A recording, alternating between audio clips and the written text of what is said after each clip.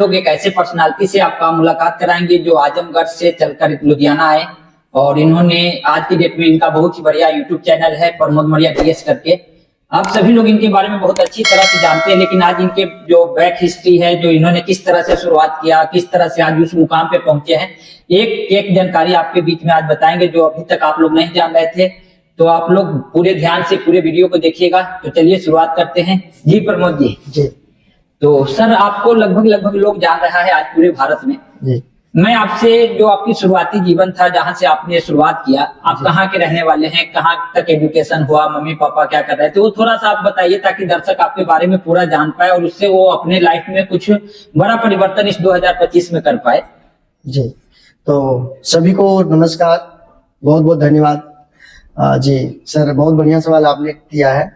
मेरा नाम है प्रमोद मौर्य और जो मेरा गांव है वो गांव मेरा पूरा चित्तू करके है। पोस्ट शमशाबाद, जिला आजमगढ़ से हूँ, उत्तर प्रदेश से। और मैंने 2008 में पंजाब में आया और यहाँ आया तो जैसे सभी लोग काम करने के लिए जाते हैं, ऐसे हम भी गए फैक्ट्री में, हौजरी में। तो सिलाई का काम सीखा और करना शुरू किया, तो दाल रोटी चलने लग गई थी थोड़ी सी। और चलते चलते फिर एक फैक्ट्री में हमने एक पार्टनरी में ठेकेदारी पकड़ी और वहां हमने ओवरलॉक फोल्डिंग यानी सिलाई का ही काम, दर्जी का, टेलर का काम हमने किया। और वहां पर एक मुलाकात होती है हमारी एक सिलाई वाले से, यानी जब हम जिस फील्ड में उसी फील्ड के लोग हमारे साथ होंगे, तो एक सिलाई वाले से मुलाकात होती है। वो मैं लास्ट में बता दूंगा, आप सभी लोग देखते रहिएगा। तो उन्होंने कहा कि प्रमोद जी, जो काम आप करते हो उस काम के साथ में एक काम और है जो आप करो तो आज से भी बेहतर जिंदगी आपकी हो सकती है। क्योंकि सर, मैं शुरू से बेहतर की तलाश में था और जब मैं पंजाब में कमाने आया तो एजुकेशन ना होने की वजह से और बैकग्राउंड बहुत ही ज्यादा खराब था, पैसों की कमी थी, इसीलिए मुझे शहर में आना पड़ा। आया तो जरूर, लेकिन हमेशा बेहतर की तलाश में था कि कुछ बढ़िया करूं, कुछ अच्छा। संतुष्ट नहीं था, मैं जो भी इनकम ले रहा था उससे संतुष्ट नहीं थे। तो एक ग्रेट पर्सनालिटी से मुलाकात हुई। उस समय तो वो सिलाई वाले थे, मैं आप सभी को बताऊंगा, ध्यान से सुनिएगा। उन्होंने कहा कि बदल सकती है जिंदगी, तो मुझे विश्वास नहीं हुआ, क्योंकि ऑलरेडी मैं उनसे ज्यादा कमा रहा था, उनसे अच्छा जिंदगी चल रहा था। जो मुझे बता रहे थे, जो उसी फैक्ट्री में, हौजरी में सिलाई करते थे, तो हर महीने में मैं उनसे आगे था और इसलिए उनकी बात को मैंने सीरियस नहीं लिया। और सीरियस ना लेने की वजह से अब अफसोस होता है जब मैं यहाँ तक पहुंच चुका हूँ। तो फिर एक दिन टाइम निकाल करके मैं गया और इस सिस्टम का प्लान समझा और जिंदगी में पहली बार ये कंपनी मुझे मिली और पहली बार ऐसा सिस्टम मिला। तो मुझे शुरुआत में नहीं समझ में आया, लेकिन जिस दिन प्लान देखा, कहते हैं more business more plan, no business no plan. तो प्लान के बाद ही मुझे पता लगा कि हाँ, इसमें कुछ बेहतर हो सकता है। उस दिन से मैंने शुरुआत किया। चलिए, तो मैं आप लोगों को बताना चाहूंगा कि अगर आपके पास कोई भी आदमी किसी भी हालात में आपके पास अगर कोई अपॉर्चुनिटी लेकर आता है तो आप उसको इग्नोर मत करिए, क्योंकि अभी इन्होंने बताया कि इन्होंने उनके बात को इग्नोर करके लगभग अपने लाइफ का 3-4 महीना खराब कर लिए। तो ये फर्क नहीं पड़ता कि वो आदमी क्या है, नहीं है, वो क्या लेकर आया है, ये मायने रखता है। तो आपके पास कोई भी आदमी अगर कुछ लेकर आता है तो एक बार उसको आप जरूर सुनिए। चलिए, तो हम आगे बढ़ते हैं। तो आपको जब ये सिस्टम मिला तो आप फैक्ट्री के साथ साथ इस काम को कैसे किए? क्योंकि आज के डेट में बात करें, लुधियाना में तो लोग सुबह 9 बजे काम पे जाते हैं, रात के 8-9 बजे तक काम करते हैं। आपने अपने समय को मैनेज कैसे किया, ये थोड़ा सा लोगों को बताइए। क्योंकि आज के डेट में ज्यादातर लोग फैक्ट्री में वर्क करते हैं, उनके पास टाइम की बहुत किल्लत होती है। वो अपने टाइम को मैनेज कैसे कर पाए ताकि आपके जैसे वो भी बन पाए? बिल्कुल बिल्कुल सर। तो मैंने जब शुरुआत किया और जब मुझे सिस्टम समझ में आ गया तो उसी समय मैंने डिसाइड किया, क्योंकि मैंने इसको दूर तक देख लिया और मुझे पता चल गया कि वाकई में जो काम अभी प्रोजेक्ट में मैं कर रहा हूँ सिलाई का, इस सिलाई वाले से बेहतर जिंदगी में जी सकता हूँ इस काम में। क्योंकि मैंने एक सेमिनार में गया और जब सेमिनार में गया, वो भी जबरदस्ती गया, अपलाइन के कहने पे, मन नहीं था। क्योंकि महीने में एक दिन मिलता है, जैसे आप बताए कि टाइम, तो एक टाइम मिलता है इतवार का दिन, संडे, और उस बीच में बच्चों को घुमाना, लॉलीपॉप खिलाना, है ना, पार्क वर्क में ऐसे, क्योंकि लोग कहते हैं परिवार को भी टाइम दो। तो मुझे बताया गया, जब मैं उस प्रोग्राम में गया तो मुझे बताया गया कि आप ऐसा जीवन जी सकते हो जो रोज परिवार को घुमाने ले जाओ। आप जितना चाहो परिवार, मतलब समय की आजादी पा सकते हो और साथ में पैसों को भी आप ज्यादा से ज्यादा बना सकते हो। टाइम फ्रीडम, मनी फ्रीडम दोनों यहाँ मिल सकता है और एक अच्छी पहचान भी बना सकते हो। और वो सब की मुझे थी भूख पहले से। तो मैं सुबह से शाम तक काम करता था सिलाई का, और जो पार्टनर में ठेकेदार था वो मुझे बहुत परेशान किया। क्योंकि पार्टनरी का मतलब जब पेमेंट आती थी तो 50-50 हम दोनों में बट जाता था। तो जब मैं कभी लेट जाता था काम पे, जाने में सुबह लेट हो गया या बीच में कहीं और चला गया किसी काम को लेकर के, तो अगर मैं अपने काम से भी कहीं जाता, परिवार के भी काम से जाता, तो उसको यही लगता था कि ये प्लान बताने गया, किसी को ये जो है कि सिस्टम की जानकारी देने गया है। मतलब उनको डाउट इस चीज का था, माइंड में घुस गया था। तो बहुत ज्यादा दिक्कत हुआ काम पे आने में जाने में। कई बार ऐसा होता था, कल हमारा सेमिनार है और आज ही पता लगा कि जो फैक्ट्री मालिक है वो रात लगवा रहा, मतलब रात में भी काम करो। तो जब रात भर कोई दिन भर भी काम किया, रात भर भी काम किया, तो दिन सुबह जो है वहां पे कैसे सेमिनार में जाएगा? सेमिनार में तो नींद आने लगेगी फिर। तो फिर भी हमने क्या किया, सुबह 7 बजे उठना, 1 घंटे फील्ड में जाना, लोगों को इसके बारे में बताना, नया प्लान नहीं सही तो पुराना लोग स्टार्टअप करना या प्रोडक्ट देना। उसके बाद शाम को ड्यूटी से 9 बजे घर आना, रात में 9 बजे रात में, क्योंकि पंजाब में हमें 12 घंटे की ड्यूटी है, सुबह 9 से 9। तो रात में 9 बजे हम आते थे, उस कपड़ों को तुरंत उतार देते थे फैक्ट्री वाले को, और घर का कपड़ा अपना एक ड्रेस, मतलब ठीक ठाक अपलाइन बोले थे कि एक ड्रेस आपके पास में होना चाहिए। उसी ड्रेस को पहन के, तो मैं वो ड्रेस पहनता था, फटाफट हाथ मुंह धोया, थोड़ी कंघी वगैरह मारा, और उसके बाद अपने घर के ड्रेस को पहना, थोड़ी परफ्यूम मारा और निकल गया। और शाम को 1 से 2 घंटा, मतलब 9, सवा 9 बजे, 9:30 बजे से लेकर के रात में 10:30, 11 बजे तक हमने इस काम को किया, 3 साल तक किया। अब 3 साल के बाद इस तरह से हमने, लेकिन दिक्कतें सर बहुत आई, दिक्कतें बहुत। हमारा जो पार्टनर था वो तो मजा लिया, जो हमारे उस आसपास के लोग थे, जो और काम करने वाले लोग थे, उन्होंने बहुत मजाक उड़ाया। जब हम हौजरी में जाते थे फैक्ट्री में, तो लोग बोलते थे दूसरे को, आपस में बोलते थे, और सर जी नमस्कार, और सर जी किसको मुर्गा बनाया, किसको बकरा बनाया, आज किसी की बलि चढ़ी, आज किसी को बेवकूफ, आपस में, हमें नहीं, वो आपस में बातें करते, मतलब हमारा मजाक उड़ाते थे। और धन्यवाद उनका है कि अगर वो हमारा मजाक नहीं उड़ाए होते तो आज हम यहाँ नहीं पहुंचते। तो यानी जो लोग आपको फैक्ट्री में मजाक उड़ाया, उनका आपने अपनी कामयाबी के प्राप्त करके उनका जवाब दिया। जी बिल्कुल सर, आज के डेट में अगर आपको भी कोई आदमी मजाक उड़ा रहा है, तो आप उनको अपनी सफलता लाके दिखाइए कि आई एम फ्रीडम, मैं फैक्ट्री को छोड़ सकता हूँ। और आज इन्होंने 3 साल लगातार उन लोगों को मजाक को सहा, अपने टाइम को मैनेज किया, और आज के डेट में फैक्ट्री को छोड़े आपको कितना दिन हो गया? मुझे लगभग सर 1 साल हो गया। अच्छा, तो 1 साल से आप फैक्ट्री नहीं जा रहे, तो आप तो बर्बाद हो गए होंगे। नहीं सर, बर्बाद नहीं फिर आपका घर परिवार कैसे चल रहा है? बिल्कुल सर, आपका सवाल बहुत अच्छा है। लोग कहते हैं कि मेरा घर बिक गया, जमीन बिक गया, मैं तो रोड पे आ गया, कर्ज में आ गया, कंपनी लूट ले गई, ऐसा लोग बोलते हैं, लेकिन मेरे साथ ऐसा कुछ भी नहीं हुआ। हाँ, जो लोग मेरा मजाक उड़ाया करते थे, आज जिंदगी उनका मजाक उड़ा रही है। जो मेरे मजे लेते थे, आज उनका मजा जिंदगी ले रही है, और मैं जिंदगी का मजा ले रहा हूँ। तो मैंने इसको सिस्टमेटिक तरीके से किया, यानी अपलाइन हमें जैसे बोले, ये सिस्टम जैसा बोला वैसा हमने इसको बिल्ड किया। बीच में कई बार जब दिक्कत आई तो मेरा मन किया कि मैं अपने जॉब को, नौकरी को रिजाइन दे दूं, छोड़ दूं और फुल टाइम इसमें आ जाऊं। लेकिन जब आने का मन किया, जब अपलाइन से बोला, तो अपलाइन बोले नहीं, अभी नहीं, जैसे आप इतना दिन सह लिए हो तकलीफ को, तो 4-6 महीने और सह लो, उसके बाद आओ, ताकि आने के बाद वापस नहीं जाना मुड़ करके।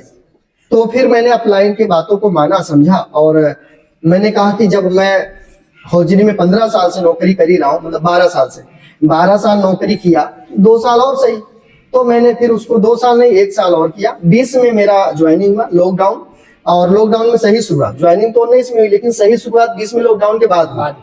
तो उसके बाद से 20 में लेकर 23 तक मैंने इस काम को पार्ट टाइम हौजरी के फैक्ट्री के साथ किया, और अभी 24 खत्म हुआ है, जा चुका 2024, पूरे 1 साल में रहा। तो पैसे की कोई कमी नहीं, फैक्ट्री से ज्यादा इनकम आती है, बढ़ के आती है, और हर 3 महीने बाद मेरी 10,000 इनकम अब बढ़ जाती है। अभी के टाइम में 3 महीने से 4 महीने जाते जाते जो इनकम मेरी आ रही है, उसमें महीने की 10,000 बढ़ोतरी हो जा रही है। तो मैंने अपलाइन को माना, सिस्टम को माना, मेरा विश्वास था सिस्टम पर, अपलाइन पर, तो मैंने इस चीज को, और गोल था, मैंने आज जो मैं जिंदगी जी रहा हूँ, ये मैंने उसी समय सेमिनार में बैठकर अपलाइन से मिल करके, समझ करके, और मैंने ये अपना विजन क्लियर कर दिया था कि मेरा जिंदगी मेरा ऐसा होगा, बढ़िया कपड़े पहनूंगा, अच्छे लोगों में बैठूंगा, अच्छी टाइम अपने पास होगा, जब चाहे जहां जा सकते हैं घूम सकते हैं, जो चाहे खा सकते हैं, और संडे को तो छोड़ो, हर दिन संडे मना सकते हैं, परिवार को घुमा सकते हैं।